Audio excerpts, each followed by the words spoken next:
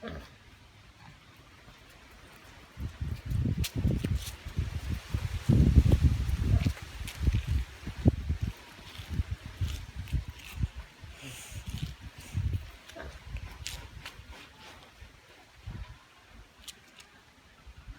tuổi rồi?